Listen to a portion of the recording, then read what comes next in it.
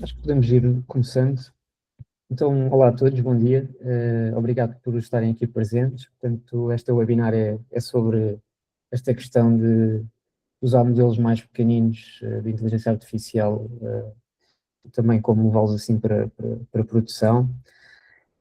Antes de começar efetivamente a falar do tópico, só assim uma pequena introdução aqui ao webinar. Portanto, a partida vai durar entre 45 a 60 minutos. Ela está a ser gravada e, portanto, depois também vão ter acesso à gravação no YouTube do nosso canal. Também existe um painel de perguntas e respostas. Se quiserem, podem ir fazendo algumas perguntas durante o webinar. E depois, no final, quando eu terminar a apresentação, podemos também discutir um bocadinho, se tiverem alguma questão. E pronto, de forma assim genérica, é isto. E agora, em relação ao tema que nos traz aqui hoje, portanto, assim por alto, os vários tópicos que vamos falar aqui hoje são relacionados. Vamos começar aqui por falar um pouco do que é isto dos modelos assim pequenos de AI. Vamos falar sobre tarefas que estão associadas a estes modelos. Vamos falar como é que podemos os otimizar e também algumas estratégias de depois fazer o deployment destes modelos. E, por último, falar um pouco das tendências atuais, do futuro e concluir, digamos, esta webinar. E por último, falar um bocadinho também dos serviços que nós proporcionamos aqui na Dipsys. Mas pronto, vamos começar então aqui pela introdução.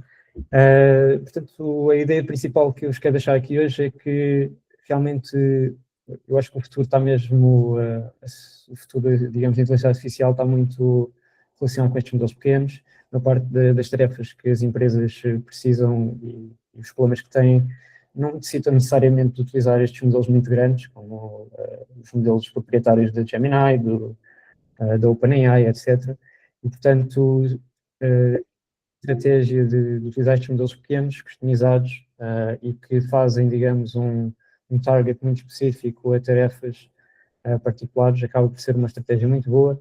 E isto não quer dizer que não se possa depois também utilizar estes modelos grandes e, portanto, seguir uma estratégia, digamos, inteligente de encaminhamento de quais é que são as tarefas que o modelo especializado pode realizar com sucesso e outras em que, se calhar, um modelo maior consegue resolver outras tarefas.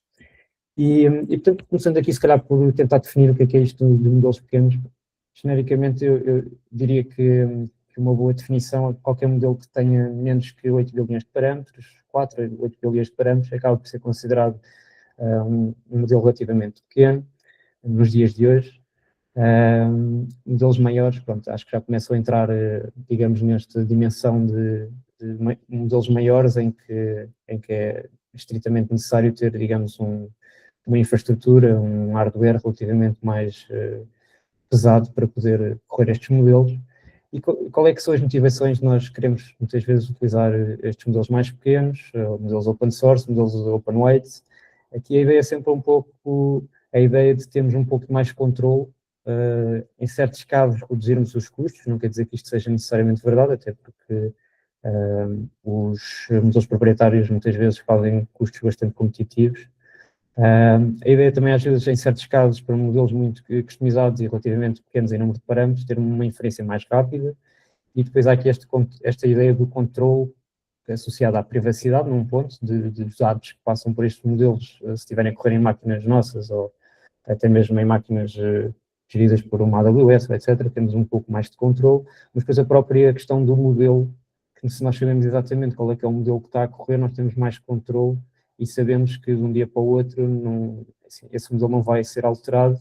Enquanto estamos a utilizar estes modelos proprietários, isso pode não acontecer, não é? Portanto, a qualquer momento podem aumentar os preços e até podem retirá-los, e isso depois pode ser um problema porque não temos esse controle. Portanto, só para vos dar aqui uma motivação também porque é que é interessante considerarmos estes modelos pequenos. Genericamente, a maior parte das empresas acabam por ter esta questão de lidar com documentos e documentos não estruturados, queremos extrair informação, queremos inseri-los eventualmente alguns dados numa base de dados ou queremos realizar alguma tarefa de enriquecimento destes dados. E hoje em dia, digamos que modelos mais modestos já conseguem resolver muitas destas tarefas, até em hardware relativamente mais modesto, e também nem todas as tarefas, muitas vezes até relacionadas com esta questão do processamento, necessitam de processamento online. Portanto, podemos ter, realmente utilizar hardware mais modesto, em que o processamento vai sendo realizado, até pode demorar um bocadinho mais tempo, e, portanto, sem necessidade de estar a fazer, gastar, digamos, dinheiro por tokens, por cada unidade de processamento. E, portanto, só para dar esta motivação que muitas destas tarefas que são comuns a quase todas as empresas já conseguem ser realizadas por estes modelos pequenos, especializados, e não há necessidade de utilizar estes modelos muito grandes proprietários. Isto é o primeiro ponto. A maior parte das empresas realmente tem, tem problemas para resolver com documentos, mas há uma panóplia muito maior digamos, de tarefas, na realidade, que muitas outras empresas têm, e que podem também ser resolvidos com estes modelos pequenos.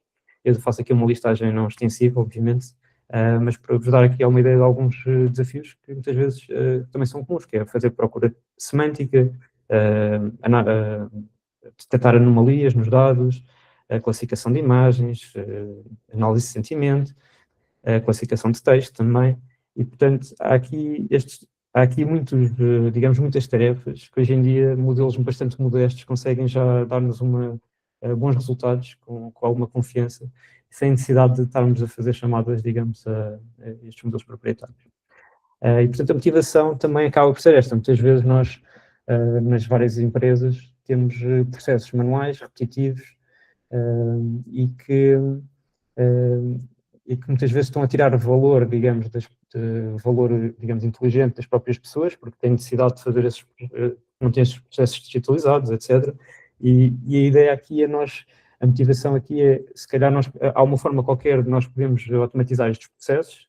O primeiro passo, muitas vezes, se calhar, é por utilizar estes modelos proprietários, tentar substituir alguns dos processos utilizando estes modelos do Gemini, da OpenAI, do Claude, e aí conseguimos reduzir alguns custos, no sentido em que conseguimos rotear as pessoas para processos de maior valor. Idealmente, e tendo uma boa estratégia, usando estes modelos mais pequenos, nós conseguimos ainda reduzir mais os custos e otimizar os nossos processos. Não quer dizer que isto seja sempre verdade, porque hoje em dia, como eu também já tinha dito há pouco, estes modelos proprietários do Gemini, etc., fazem custos muito competitivos e, portanto, isto não é necessariamente verdade, mas tivemos a considerar modelos mais pequenos, mais especializados, isto até acaba por ser verdade. E também só para vos dar aqui um exemplo, que normalmente há 3 estratégias, não é? Quando nós estamos a considerar fazer o deployment destes modelos, nós temos que pensar, no fundo, destas 3 grandes abordagens, que é ou vamos pagar por um serviço qualquer, neste caso, por exemplo, o Gemini, podemos pagar pelo serviço disso. Podemos seguir a abordagem de eu vou alugar uma máquina numa Azure ou numa AWS e, portanto, aí faz o renting de uma máquina com GPU ou com CPU para fazer estas computações de documento ou o que é que seja.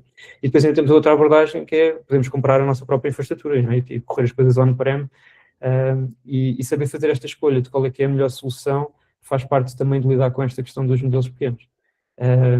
E hoje em dia é muito difícil, apesar de tudo, competir com estes modelos proprietários, porque eles fazem preços baixos. Quando estamos a falar de modelos entre 1 bilhão e 7 bilhões de parâmetros, aí é um pouco difícil competir. Se estivermos a falar, obviamente, de modelos mais, por exemplo, machine learning, mais clássicos e até outros modelos mais especializados, até mesmo até de 200 milhões de parâmetros ou qualquer coisa, aí sim, genericamente, usarmos alguma abordagem on-prem ou até mesmo de cloud, acaba por compensar. Só para ter que ter este slide, principalmente só para vos deixar a pensar sobre esta questão dos custos e da infraestrutura que normalmente está associada a estes modelos. E quando estamos a falar destes modelos, também temos que pensar, ou seja, na dimensão que eles têm, porque essa dimensão, ou seja, o número de parâmetros, vai influenciar a velocidade, vai influenciar também a qualidade de resposta, e hoje em dia, em relação a estes small models, nós estamos principalmente neste sweet spot, que é modelos entre 1, 2 bilhões até 8 bilhões de parâmetros já conseguem trazer alguma qualidade interessante. No entanto, eu sinto que a longo prazo, ou seja, o que nós vamos começar a ver, e já se começa a ver de certa forma, é que este sweet spot vai começar, de fundo, a estender-se assim um pouco para trás, ou seja, vamos começar a ter cada vez mais modelos mais pequenos, mais especializados, e com boas capacidades, out of the box, digamos assim. Às vezes, sem ter que fazer assim grande treino por cima, vamos começar a ter estas grandes capacidades. E eu acho que o futuro está mesmo nesta questão de ter modelos muito mais eficientes e com boas capacidades, sem necessitar de ter uma infraestrutura demasiado pesada. No entanto, esta questão de small models já consegue resolver muitas tarefas, não quer dizer que eles sejam perfeitos e, portanto, não deixa de ser importante ter uma estratégia de quando é que utilizamos estes modelos mais pequenos e quando é que necessitamos verdadeiramente utilizar modelos, digamos, mais pesados, com mais parâmetros, e, portanto, saber ter uma estratégia de, digamos, de encaminhamento para esta tarefa em específico, eu vou utilizar este modelo, que eu até posso ter feito algum treino e que está especializado para resolver um certo tipo de tarefas. No entanto, com base nesta outra tarefa, eu sei que o meu modelo não vai me dar com uma boa confiança um bom resultado, então eu posso desviar, digamos, um pedido, até pode ser para um LLM público, para me tentar resolver esse problema. E isto com a ideia de termos, digamos, um controle do pipeline, e até conseguimos otimizar alguns custos. É importante ter este encaminhamento bem definido nos nossos sistemas. E que arquiteturas é que costumam ser comuns nestes modelos entre pelo menos 1 bilhão de parâmetros e 8 bilhões de parâmetros? Temos a arquitetura Transformers, que é, no fundo, a mais comum, com algumas otimizações desde a altura em que foi lançada. Portanto, atualmente já houve muitas alterações que foram feitas, digamos, à arquitetura, e, portanto, mas acaba por ser ainda a arquitetura mais comum. Depois começamos a ver estas arquiteturas um bocadinho, também começam a surgir baseadas, por exemplo, na arquitetura do Mamba e que tentam misturar também algumas digamos, das capacidades dos próprios Transformers, portanto fazer aqui ter um mecanismo assim híbrido. E depois temos estes outros que são, por exemplo, os encoder only, que não são para gerar textos, são mais focados nesta questão de pegar num texto e tentar fazer algum tipo de classificação. E estes aqui normalmente são modelos mais pequenos, não têm tantos parâmetros, e portanto são bons para estes problemas para small models, acabam muitas vezes por resolver alguma plenitude de tarefas mais relacionadas com a questão de classificações e assim.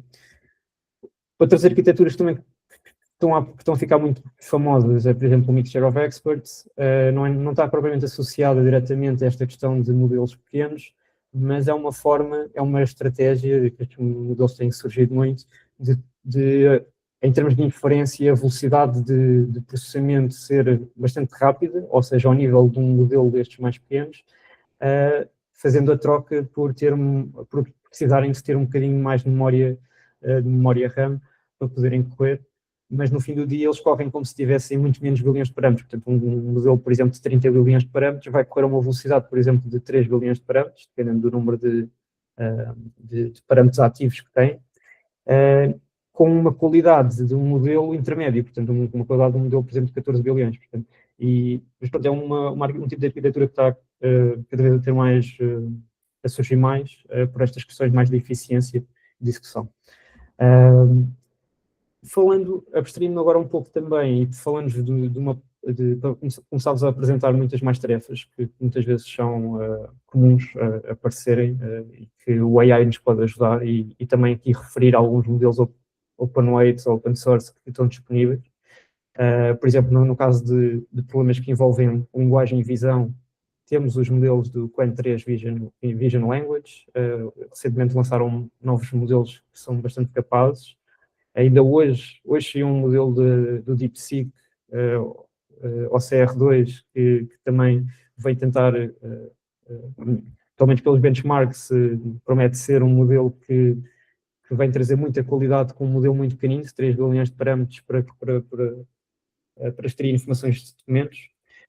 Temos outros documentos, por exemplo, outros modelos de computer vision, por exemplo, o YOLO, o Deter.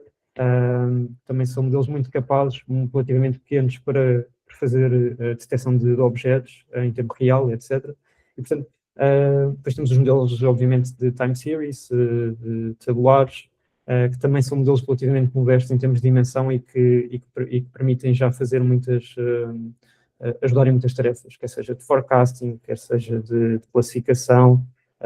Uma parte das empresas acabam por ter muitos dados tabulares e, portanto, aqui há muita coisa em que utilizando estes modelos, podemos tentar resolver.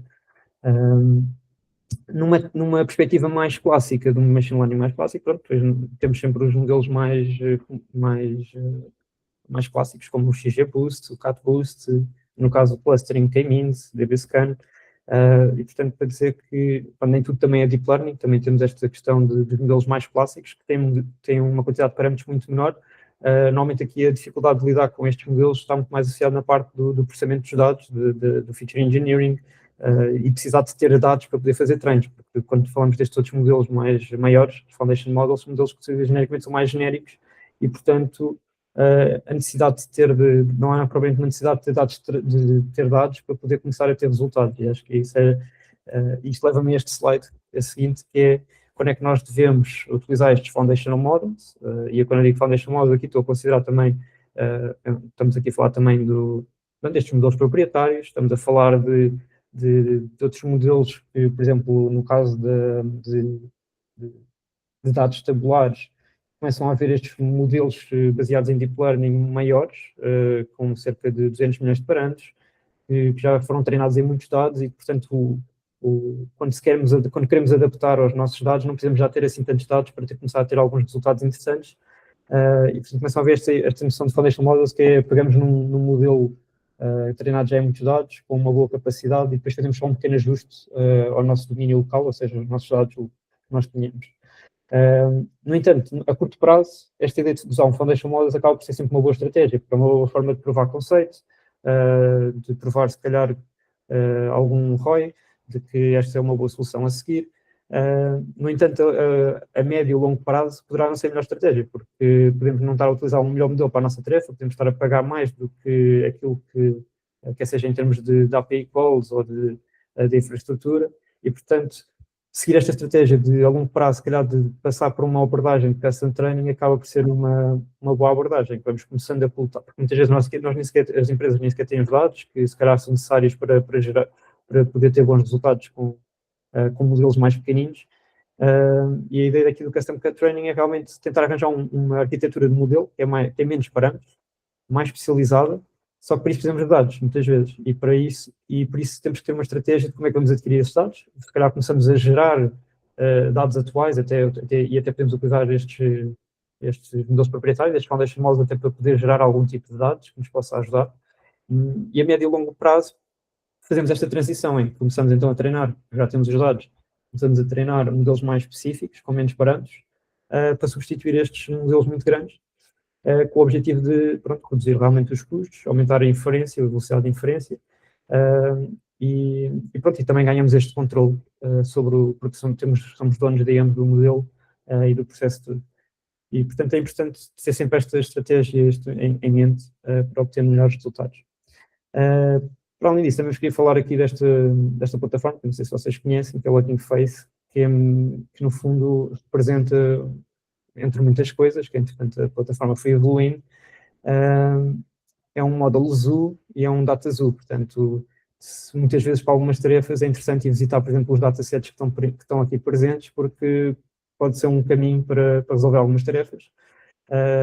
Também, como é um módulo zoo, também tem todos os modelos que são open source, open weights, também estão aqui presentes, e portanto é uma ótima forma também de descobrir que novos modelos vão aparecendo. Isto está categorizado por muitas tarefas, pela quantidade de parâmetros. Por exemplo, aqui neste screenshot eu até tinha listado qualquer modelo que tenha até 6 bilhões de parâmetros. E já há modelos muito especializados que podem ser utilizados out of the box e que são bastante bons. Por exemplo, para anonimizar texto, já há modelos tipo até 1 bilhão de parâmetros que são bastante bons e que estão disponíveis e que se podem utilizar. E, portanto, só para voltar a reforçar que realmente os small models hoje em dia são cada vez menos uma barreira para poder começar a extrair valor para certos processos das empresas. Nem tudo é nem tudo é perfeito, portanto, apesar destes modelos muitas vezes estarem disponíveis e poderem ser utilizados, às vezes temos de ter estes cuidados também mais legais, digamos assim, de licenciamento, que às vezes estão disponíveis, mas há certas restrições naquilo que nós podemos, ou seja, no tipo de tarefas que nós os podemos usar ou não. E, portanto, às vezes é sempre preciso ter cuidado quando estamos a ter no Hugging Face, quando se está a ver, digamos, a descrição dos modelos, perceber quais é que são os limites ou não. Obviamente que se for por uma questão de testes ou de POCs ou o que é que seja, não há esse problema, né? Mas quando vamos isto para a produção, por uma questão legal, tem que ter estes cuidados. E, portanto, só para também deixar isto, dar este awareness. Também queria falar sobre um pouco sobre esta questão dos tipos de formatos que são comuns ver quando estamos à procura destes modelos e quando estamos depois até a prepará-los para depois colocá-los em produção, para se utilizar, para fazer inferência. Há estes vários, digamos, formatos. Portanto, temos aqui o formato do Open Neural Network Exchange, o ONNX, e este formato nasceu principalmente porque havia várias bibliotecas que eram muito comuns utilizarem-se para fazer estes treinos, e só que muitas delas utilizavam, digamos, formatos diferentes, ou seja, quando fazia-se o export, digamos, de um modelo, ele vinha num formato que era diferente da outra, não havia propriamente um standard. E esta ideia do ONNX vem um pouco tentar criar este standard de como é que é um modelo, o que é o que significa um modelo ser um modelo. E no fim do dia, nestes casos mais até mesmo deep learning, no fim do dia o modelo não é nada mais do que uma concatenação de operações. E, portanto, a ideia do ONNX foi realmente arranjar uma forma de especificar esta ideia de, pronto, o modelo tem esta especificação com este conjunto de operações, e ao fazer isto, depois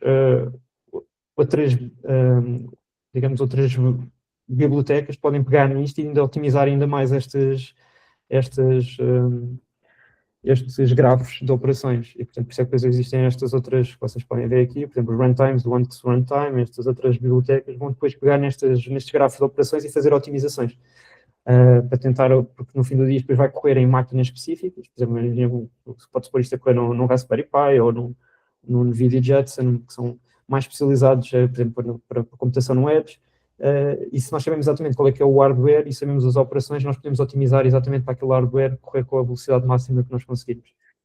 Em relação aqui aos Safe Tensors, antigamente era muito comum exportar-se os modelos em pickles, por exemplo, mas os pickles tinham um problema que tinham a executar código e pronto. E eventualmente até o Hugging Face criou então este standard que é os modelos passam a ter este formato que é o do Safe Tensors, que tem uma especificação diferente e que pronto, é mais seguro para fazer esta partilha, digamos, dos modelos.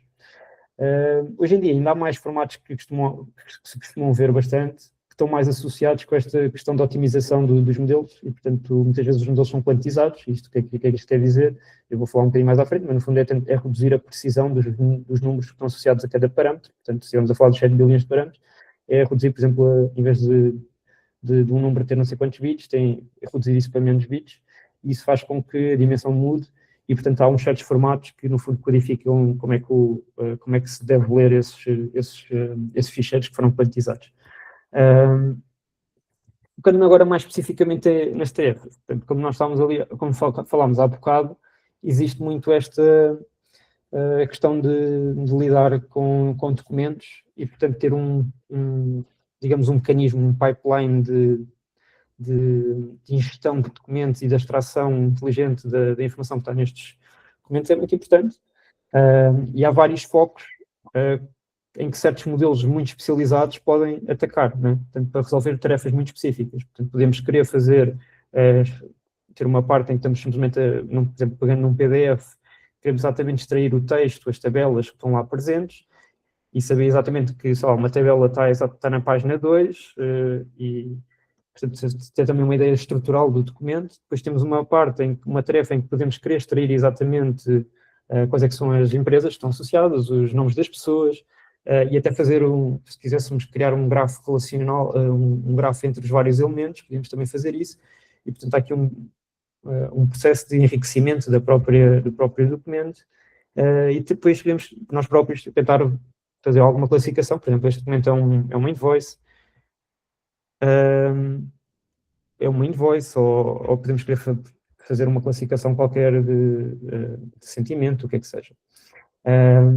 Hoje em dia já existem vários, felizmente existem, por exemplo, esta biblioteca que é o Docklin da IBM, que tenta, no fundo, standardizar também este processo, porque não há necessidade de nós estarmos sempre a reinventar a roda, por parte das empresas que têm estes problemas, e, portanto, esta biblioteca Docklin ganhou muito, digamos, notoriedade e popularidade, no sentido em que veio tentar trazer digamos, um pipeline end-to-end de lidar com documentos, e pronto, e tem várias funcionalidades, permite nós pegarmos num documento e depois fazer output em vários formatos mais standard, como Markdown, HTML, JSON, e depois eles próprios têm digamos, esta modulação que é os doc tags, que é no fundo ter uma forma estruturada de um documento. Portanto, se temos um objeto em que sabemos exatamente quais é que são os textos, as tabelas, qual é que foi a página, onde é que está esta informação. Portanto, ter mesmo um objeto estruturado do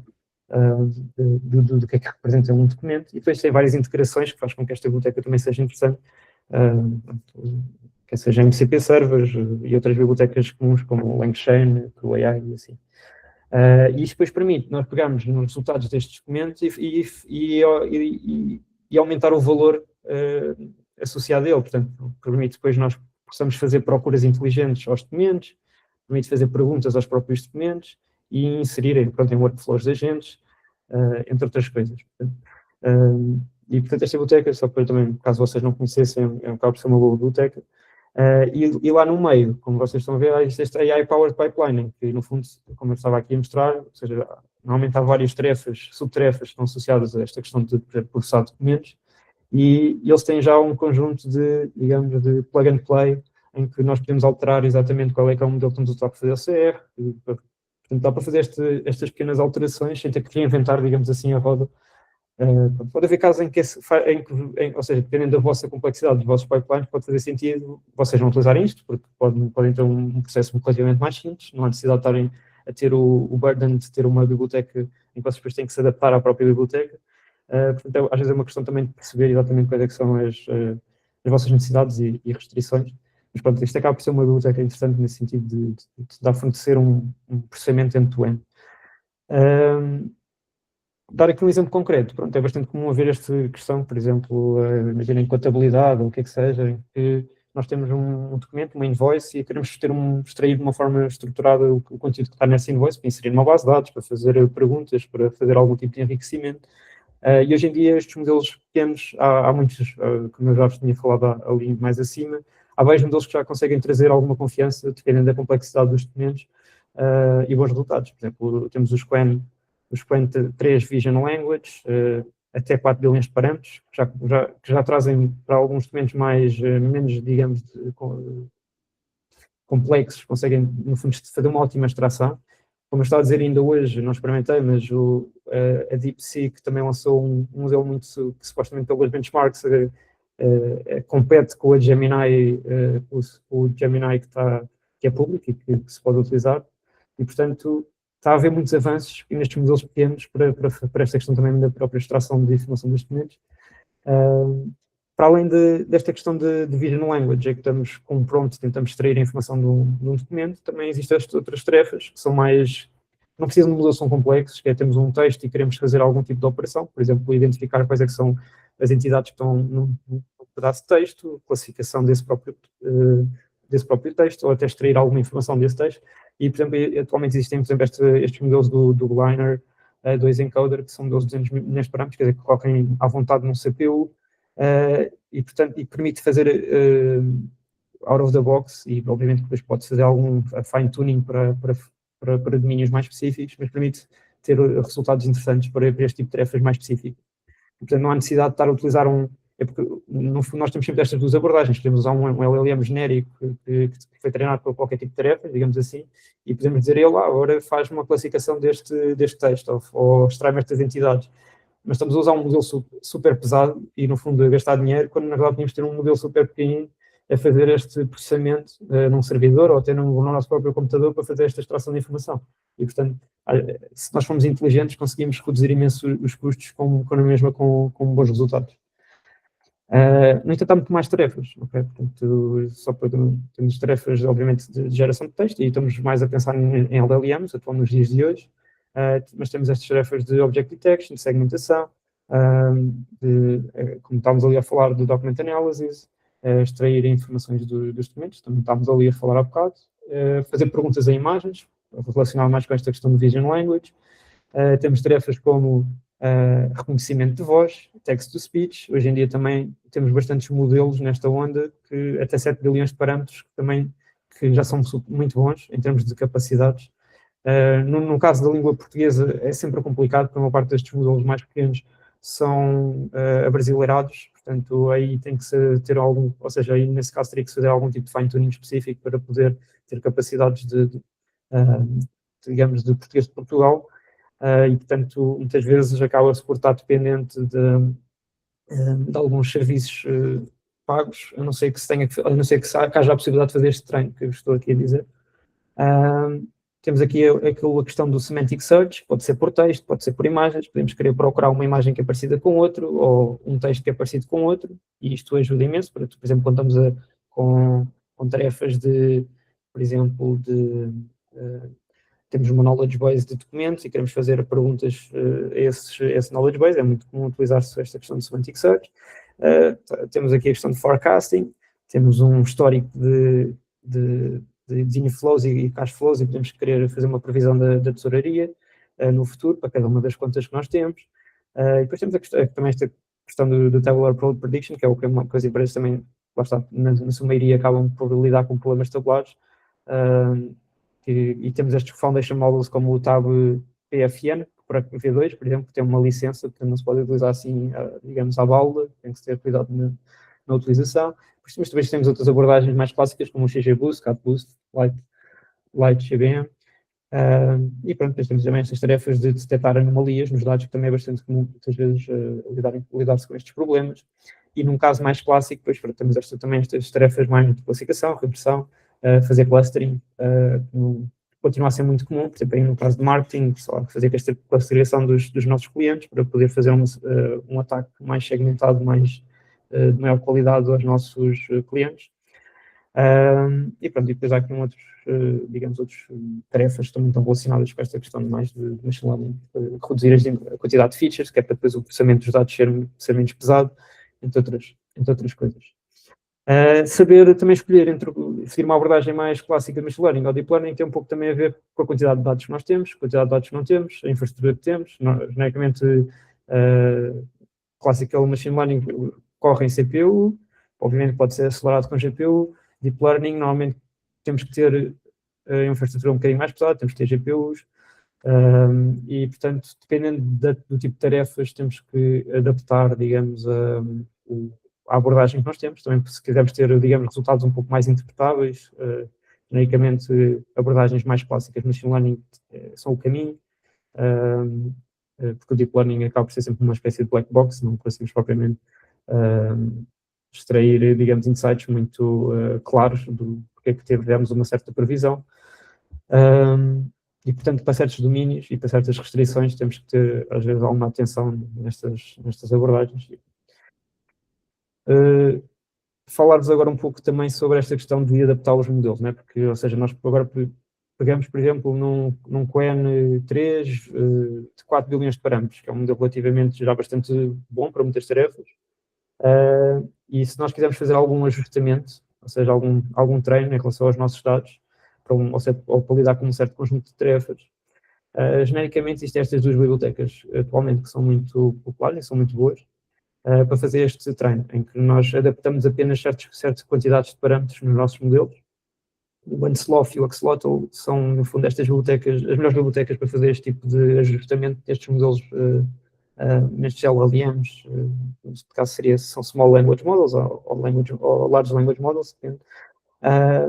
Pronto, estas duas bibliotecas são as mais eficientes no treino, porque eles foram customizadas para serem eficientes, para permitirem um treino rápido. Portanto, permitem fazer estes treinos também já com coatização em mente, para que os modelos também tenham menos parâmetros e que depois corram mais rápido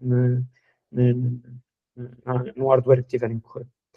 Para além disso, também, só para vos dar também este insight, caso vocês não saibam, também temos estas bibliotecas mais comuns, portanto, temos o PyTorch, no caso mais associado ao Deep Learning, em que depois temos o Scikit-learn, também é bastante comum para fazer treino de modelos mais clássicos de Machine Learning. Depois há muitas bibliotecas mais específicas, como o CGBoost, que eles próprios têm uma biblioteca, mas genericamente o Scikit-learn para estes também normalmente tem uma interface em que permite diretamente treinar estes modelos pelo Scikit-learn. Temos o Hugging Face, que para além de ser um model zoo e um dataset zoo, ele na realidade nasceu como uma biblioteca de suporte aos Transformers e, portanto, atualmente também digamos, é um zoo de repositórios para treinar modelos, para muitas coisas. Portanto, estas são, digamos, as bibliotecas principais para quem quer mesmo pôr as mãos na massa e treinar, digamos, modelos. E pronto, e há muitas outras, mas estas diria que são as principais. Em relação, digamos, a esta questão agora da otimização e de fazer o deployment dos modelos digamos, na vida real, portanto, hoje em dia não é assim tão comum os modelos entrarem em produção sem nenhum tipo de quantização, pelo menos consideramos estes modelos de maior dimensão. Portanto, e esta ideia de quantização é um pouco o que eu estou a dizer, genericamente os números têm uma certa precisão nos computadores e antigamente eram treinados com uma precisão muito elevada, ou seja, usavam floating points de 32, 64, hoje em dia já é como começarem com 32 ou até mesmo 16. E, portanto, já se começa a treinar os modelos com menos precisão, porque se tem provado que realmente consegue-se na mesma, ou seja, reduzir esta precisão dos números, mas mantendo a qualidade do treino.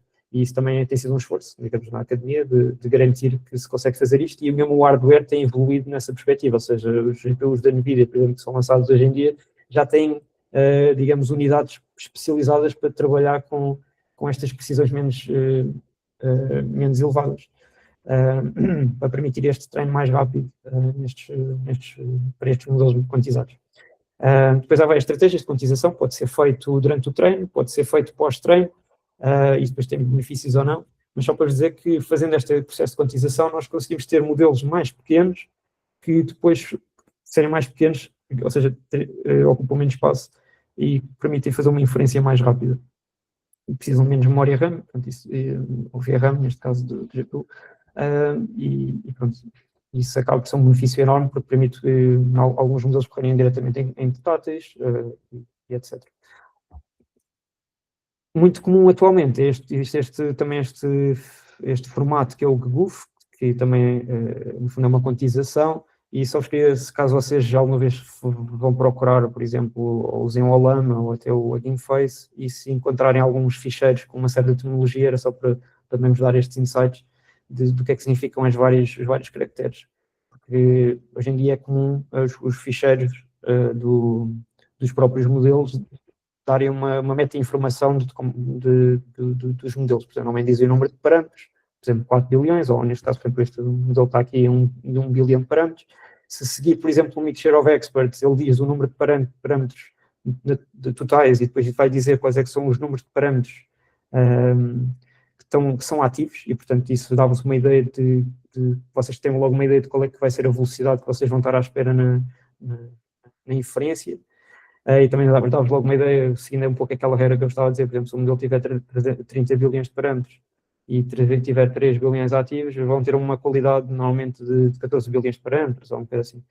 Portanto, dá-vos logo muita informação, e isto é uma coisa que a quantização, portanto, se vocês depois virem, ou seja, no próprio file name do modelo, por exemplo, se tiver lá um Q, tiver um número ao lado, vai dizer-vos qual é que é o número de bits que essa quantização teve, vai-vos dizer qual é que foi o algoritmo que foi utilizado, e depois também vos vai dizer que esta questão do size varying, portanto, há muita informação que é passada digamos, no próprio file name. Normalmente, quando se começa a reduzir muito o número de bits, a qualidade do modelo começa a degradar-se, portanto, o sweet spot acaba por ser, se calhar, aqui mais nesta onda entre os 4 e os 8, aqui já começa a ser um pouco inútil utilizar esse modelo, mas vale usar outro modelo. Ou então uma quantização um bocadinho maior. Outro tipo de abordagem que costuma ser muito utilizada é esta questão do knowledge distillation, e nos modelos maiores até se chega a outra abordagem que também tem a ver com esta ideia de distilação de conhecimento, que é o strong to weak distillation, no fundo, que é pegar num modelo grande e, no fundo, quase gerar um dataset com as próprias, com os inputs e com os resultados deste modelo, e depois fazer um fine-tuning de um modelo muito mais pequeno, exatamente com os outputs que o modelo grande gerou. E depois, no fundo, consegue ser um modelo muito mais eficiente em termos de parâmetros, que no fundo que tenta mimicar um modelo maior. Numa perspectiva mais clássica, o Knowledge Isolation é uma técnica que já existe há bastante tempo e que segue uma abordagem um bocadinho diferente, que tendo acesso, digamos, à distribuição de probabilidades dos modelos. A ideia aqui é pôr um modelo lado a lado, a tentar aprender a distribuição probabilística destes modelos, e aqui segue uma abordagem diferente. O outro utiliza mesmo, digamos, o raw output para fazer esta mimificação, que é muito comum agora nos LLMs, e este aqui mais clássico é mesmo um treino que é feito side by side para transferir, no fundo, o conhecimento, para aproximar a distribuição probabilística dos modelos do modelo maior para um modelo mais pequeno. Depois, pronto, quando nós vamos realmente pôr isto em produção, hoje em dia não há ninguém, agora vamos especializar um bocadinho mais nesta questão dos LLMs, mas isto adapta-se também um pouco às outros modelos mais clássicos de machine learning. Ninguém corre um modelo, um LLM out of the box sem estar a correr sobre digamos, uma biblioteca ou um back-end especializado para dar um maior, digamos, para aumentar a eficiência desse modelo. Portanto, se calhar vocês conhecem, por exemplo, este Inference Engine, que é o Olama, que é o mais simples de utilizar, se calhar hoje em dia já há vários, mas que permite vocês, out of the box, conseguirem estar a correr um modelo que utiliza estes modelos quantizados nos vossos computadores. Mas depois existe, em termos mais de produção mesmo, se nós quisermos mesmo escalar, existem estes outros Inference Engines, como o VLLM, o SGLang e também o Max, que no fundo vão fazer uma otimização de várias, ou seja, de outras, como é que eu posso dizer, características, sem entrar em muito detalhe, que faz com que depois, em termos práticos e para use cases específicos, eles tenham uma inferência muito rápida. E pronto, um deles é a otimização, por exemplo, da QV Cache, que os Transformers têm esta questão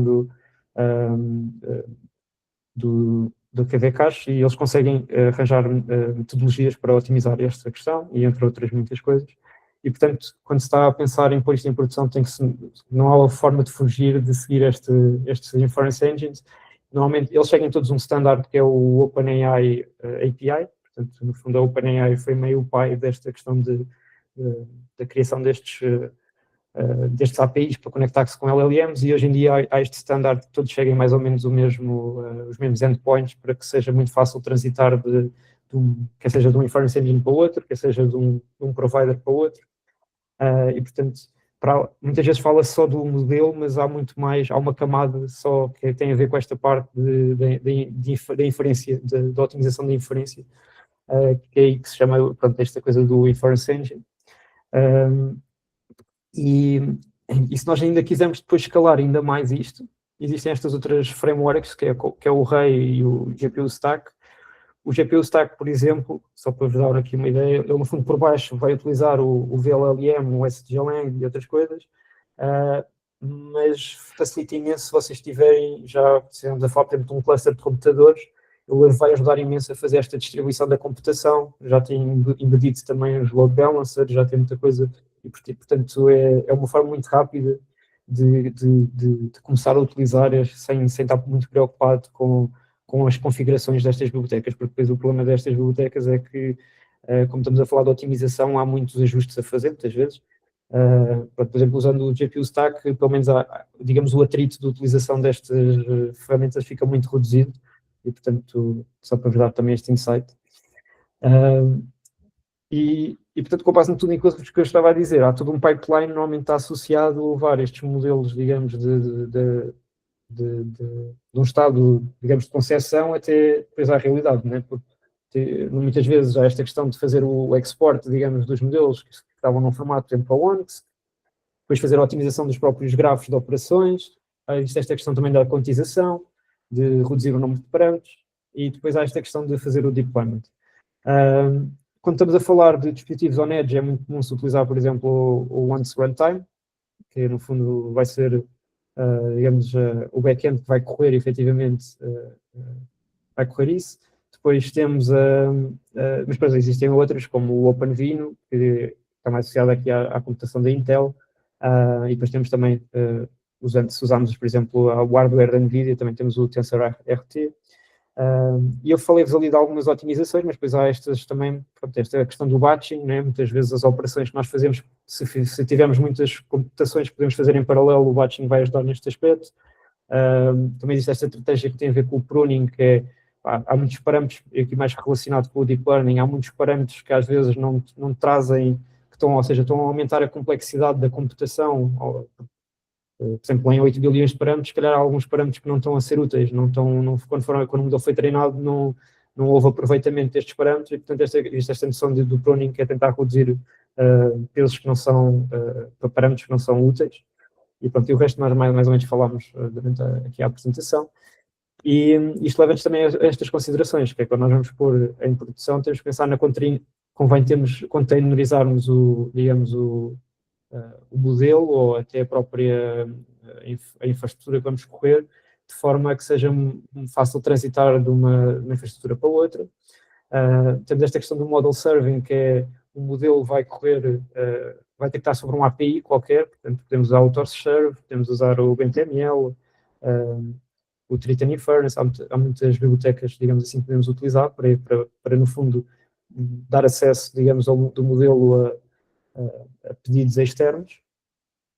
Depois há esta questão do autoscaling, podemos querer que a nossa infraestrutura cresça de forma dinâmica ou não, podemos pôr isto em Kubernetes e pôr isto a crescer de forma automática ou não, e depois há toda uma escolha que se pode fazer nesse aspecto. Depois há aqui a questão da observabilidade, que é muito importante, não só por uma questão de ter uma ideia de se o sistema está a ser performance, ou seja, se está a ter uma latência baixa nos pedidos que nós vamos fazendo, a quantidade de pedidos que é possível fazer por segundo. Também os recursos estão a ser bem utilizados. No fim do dia, muitas vezes estamos a utilizar um GPU qualquer e convém que a utilização desse GPU esteja na sua capacidade máxima, não excedendo, obviamente, digamos, os limites de boa utilização. Mas, para além disso, também temos que estar muito preocupados se o próprio modelo vai divergindo em termos de qualidade ao longo do tempo.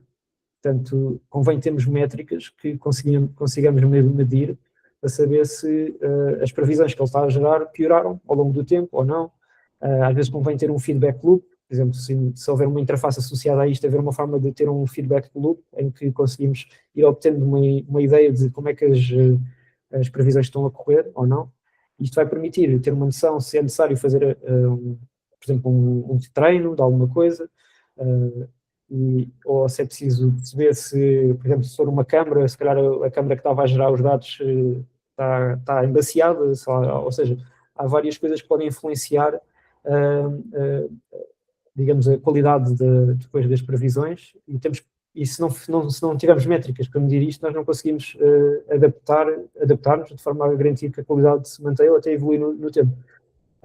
Para isto, obviamente, há várias bibliotecas que nós também podemos utilizar, digamos, bibliotecas, serviços que podemos utilizar, e eu aqui listei alguns. Portanto, estas próprias inference layers, inference engines, têm um conjunto de métricas que captam. Também temos mais comuns, por exemplo, como o Prometheus e o Grafana. O Grafana para termos uma dashboard, o Prometheus vai captando estas métricas. Mais ligado aos LLMs, também temos o LangFuse, que nos permite também ter uma forma visual de ver como é que os LLMs estão a comportar-se em termos das gerações que vão fazendo, os custos que estamos a ter ou não estamos. Portanto, é importante nós, com base nesta informação, nós temos sempre esta questão de preocupar-nos muito com a observabilidade, porque é a única forma de que nós conseguimos ter de forma ciente de como é que o sistema está a evoluir ao longo do tempo. Depois, em termos também desta questão do deployment, há várias estratégias de como é que nós pomos um modelo em produção. Isto está também relacionado com esta questão do Machine Learning Operations, assim como a parte da observabilidade, que nós podemos pôr, ou seja, a forma mais simples é colocar logo o modelo em produção e o trabalho está feito e seguimos com a nossa vida, ou então podemos começar a pôr um modelo em produção apenas para um conjunto de utilizadores, perceber se se a qualidade se os utilizadores ficam satisfeitos, não estão, se realmente as previsões são boas, não são.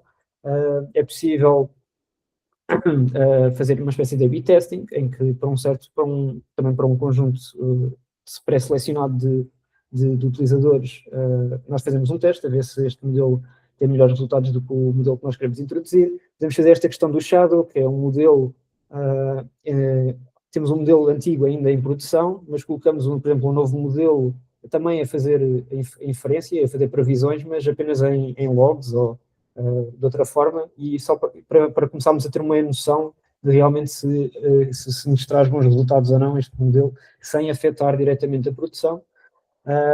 E depois também, por exemplo, há a questão aqui do Feature Flex, em que podemos ter uma forma mais holística de poder alterar qual é que o modelo está em produção sem ter que fazer um redeployment. Isto também pode ser útil, ou até mesmo também para mostrar aqui a questão do A/B testing, termos uma forma de mais automática e simples de poder fazer esta escolha de este modelo vai para um certo conjunto de utilizadores ou este modelo vai para outro certo conjunto de utilizadores. Portanto, há várias estratégias e é preciso sempre ter em mente estas estratégias quando se vai fazer o deployment. E pronto, para começarmos, no fundo, a concluir esta webinar, as trends que estão mais atualmente na moda são esta questão de haver arquiteturas assim meio híbridas, em que misturam o melhor dos mundos, por exemplo, dos State Space Models, que é, por exemplo, o Mamba, ou a arquitetura Transformer, também esta questão do Mr. of Experts de fazermos um trade-off entre a memória que nós gastamos, digamos, versus a velocidade que conseguimos obter. E pronto, em termos, começa esta parte, felizmente a comunidade do open source / open weight está a crescer imenso, ou seja, começamos a ter realmente modelos muito competitivos, públicos versus modelos proprietários, e cada vez temos mais modelos foundational models de qualidade, portanto, que precisam de menos dados para nos começarem a dar bons resultados, e portanto isto também é sempre bom. Mesmo no mundo do open source e open weight, ver isto é muito bom, porque assim permite também as pessoas começarem a transitar mais rapidamente para estes modelos mais pequenos. Em termos de trends, eu já partilhei um pouco esta ideia, mas eu creio que os modelos mais pequenos, estes small AI models, vão começar cada vez a ganhar mais importância, vamos começar a ter maiores capacidades em modelos mais pequenos. Vamos começar a poder correr alguns conjuntos de modelos diretamente em hardwares muito mais modestos. E, portanto, acho que pelo menos nos próximos tempos é isso que vamos cada vez observar mais. Depois, em termos de roadmap, se vocês quisessem começar a implementar coisas, acho que é sempre interessante identificar casos muito concretos em que seja óbvio que alguns destes processos que eu tive aqui a falar hoje pode trazer alguns resultados interessantes. Podem começar por utilizar estes modelos mais pequenos como o Bliner para fazer alguma extração muito específica ou classificação de alguns documentos. Podem usar o CoinVL, por exemplo, para fazer extração e podem começar a fazer testes, ou então podem usar diretamente LLMs para começar primeiro para desenhar primeiro um pipeline de como é que o sistema comporta, já com os resultados, digamos, de maior qualidade, e depois podem começar a reduzir para small models a ver se a qualidade se mantém ou não, e depois fazer integrações até com algum tipo de base de dados, com ERP, com o vosso CRM, o que é que seja, onde vocês possam querer trazer informações úteis para fazer esse treino. E, obviamente, adicionarem esta questão da monitorização, portanto, da observabilidade, ajuda-vos imenso a ter esta noção de resultados.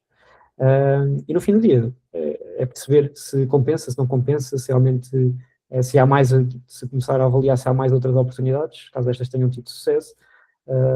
E pronto. Se são novos para este mundo, a forma mais simples, pelo menos considerando estes modelos mais pequenos de 1 bilhão, sei lá, 8 bilhões de parâmetros, podem começar por instalar o Olama, que é muito simples, conseguem selecionar um modelo, perceber como é que corre no vosso computador, no fundo, para começar a criar confiança que realmente estes modelos conseguem já fazer tarefas muito interessantes a uma velocidade até interessante, nos nossos portáteis até. Podem experimentar alguns destes modelos que eu vos falei aqui hoje. Lá está, escolham uma tarefa muito clara de que é para depois avaliarem se realmente essa tarefa conseguiram resolver com alguma qualidade, com alguma confiança. E pronto, avaliem e depois, se quiserem, é uma questão de escalar. Ou seja, podem usar estas ferramentas, estas bibliotecas que eu estava aqui a sugerir, e se precisarem fazer algum tipo de fine-tuning, por exemplo, o OneSloth ou o Axolotl, como estava a dizer, acaba por ser bom, mas por isso precisam ter dados também. E, portanto, é preciso ter sempre estas coisas em consideração. Deixo aqui também, digamos, alguns bibliotecas, alguns modelos interessantes quando vocês podem começar. Portanto, no Hugging Face deixo aqui alguns repositórios. Também aqui o link para algumas destas bibliotecas que eu estava aqui a falar. E pronto, e instalar o Olame é tão simples como correr isto no terminal. Portanto, também deixo essa sugestão. Pronto, não esquecer também que há limitações ainda nos dias de hoje para estes modelos. Porque aqui estou a falar mais dos Small Language Models, não estou a fugir um bocadinho digamos, aos modelos mais clássicos de Machine Learning, e perceber também as limitações. Eu continuo a achar que o grande poder dos Language Models não é... Muitas pessoas olham para eles como um repositório de conhecimento genérico, ou o que é que seja. Eu continuo a achar que eles são ótimos... ou seja, se nós lhes demos o contexto muito bem delineado, eles são muito bons para resolver um grande conjunto de tarefas, focado apenas no contexto que nós lhes damos. E eu acho que isso é o grande foco. E eu acho que para isso eles até modelos muito pequeninos, até 4 bilhões de parâmetros, já conseguem fazer, conseguem nos ajudar em tarefas muito objetivas, em que nós damos o contexto e pedimos ele para raciocinar sobre esse contexto. Se nós continuarmos ainda com aquela, como é que eu posso dizer, com aquela ideia de que eles têm o conhecimento todo e que nós podemos fazer qualquer pergunta e eles vão conseguir resolver essa...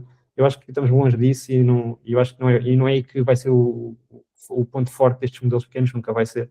E, portanto, é começarmos a ser mais pragmáticos e inteligentes na forma como utilizamos estes modelos.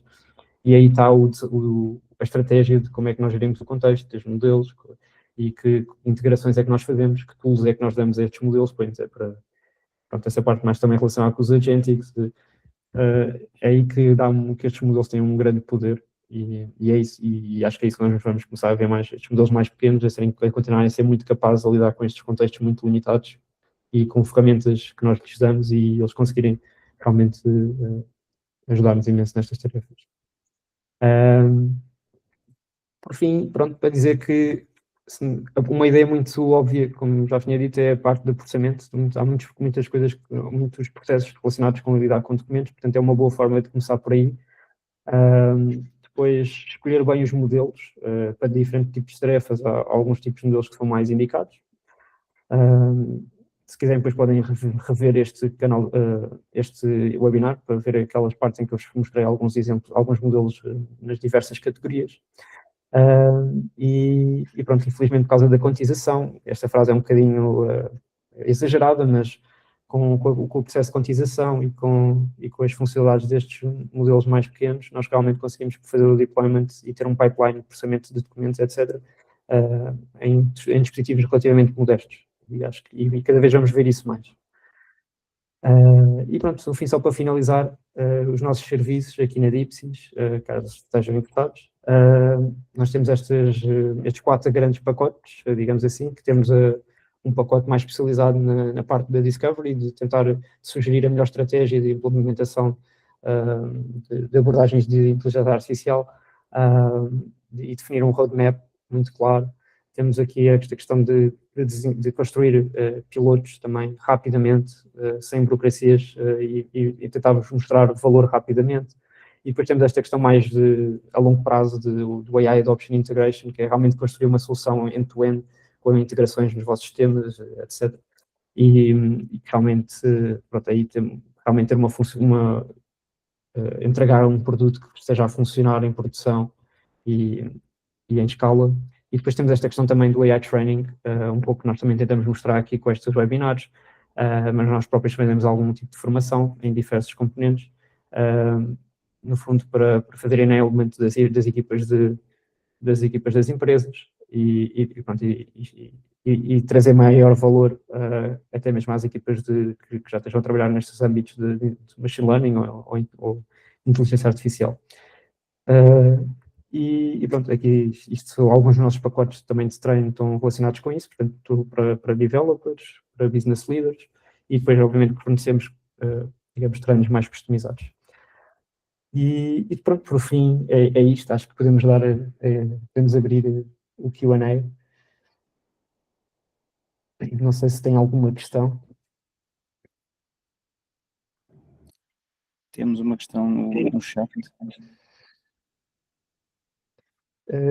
O PowerPoint em si, quer dizer, não sei se se calhar começo por aqui, o PowerPoint em si não estará disponível, mas o vídeo estará, e portanto creio que seja um pouco equivalente.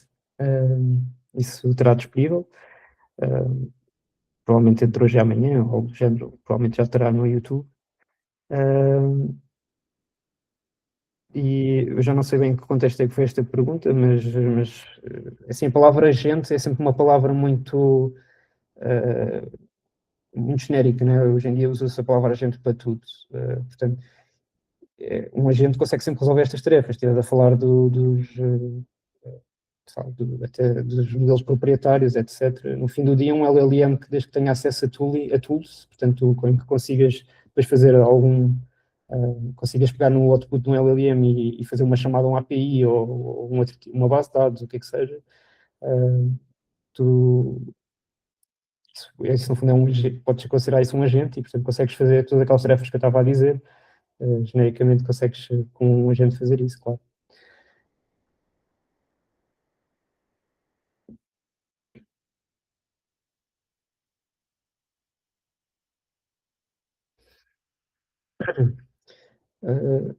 Temos uma pergunta do António.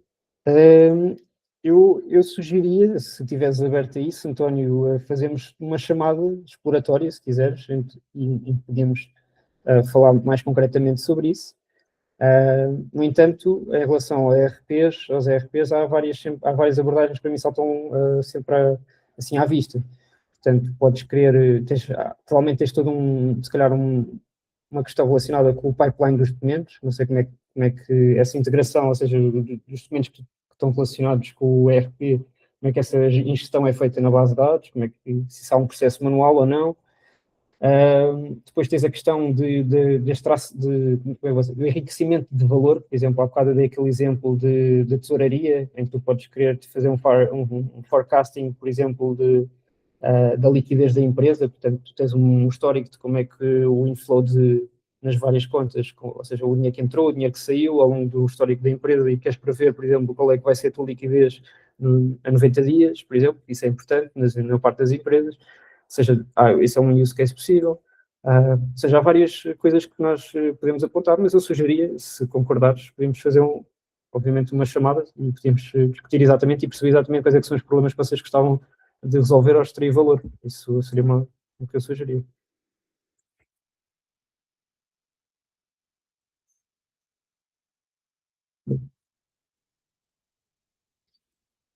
De resto, não sei se alguém tem mais alguma questão.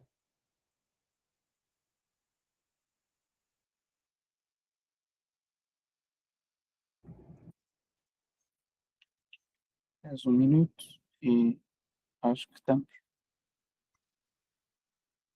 Agradecer a toda a gente que veio e participou. Obrigado pelas questões também. E faremos chegar pronto, a parte do vídeo. Hei de vos enviar um e-mail para terem essa informação toda. E pronto, resta-nos agradecer.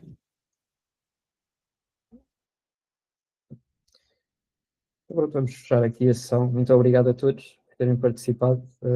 António, se calhar depois então enviamos-te um e-mail, se depois estiveres aberto a isso, e falamos. E é isso. Muito obrigado.